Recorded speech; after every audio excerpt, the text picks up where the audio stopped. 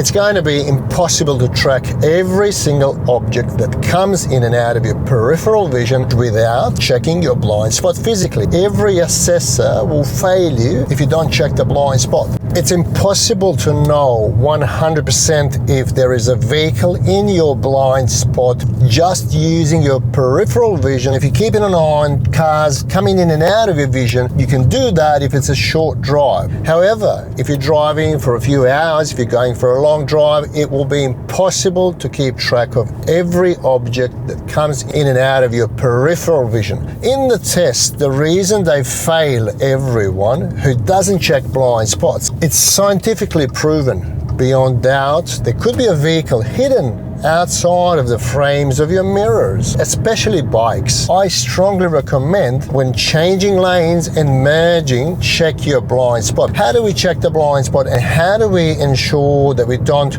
pull steering if we turn, to check the blind spot? Loosen up your elbows. Think of the elbows as an extension to your hands to reach the steering wheel. If you're changing lanes or merging, which I'm going to show you practically in a moment, tilt forward slightly and then twist your upper body slightly. You should see the rear door glass. Now, I'm going to practically show you how this should look like. So, first of all, your mirror is in the peripheral vision, providing it's positioned correctly. Indicate, then pay close attention to what's happening. If it appears in the rear view mirror that no one's there, you look over your shoulder and then move over. If there was a car, obviously it would stay in the same lane, and then it would change when there's no one there. You will only risk to pull the steering unintentionally if your arms are cramped up or if you have your arms extended like that. If you turn your torso, it will pull the steering. If they're relaxed, I just simply check and cross over.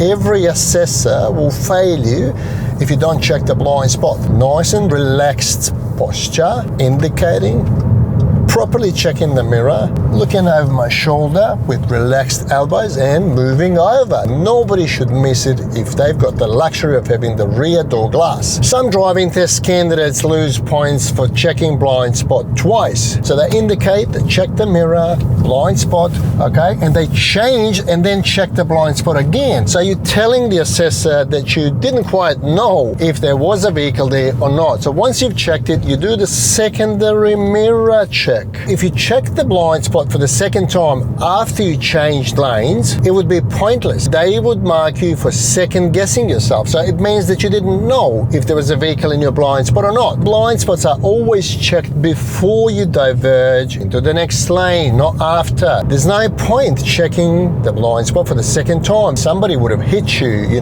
if there was a car in your blind spot. If you do the mirror, blind spot mirror, nothing's going to slip your eye. Combining your mirror and physical blind spot will obviously always provide a good vision, and you will score the maximum points in your driving test.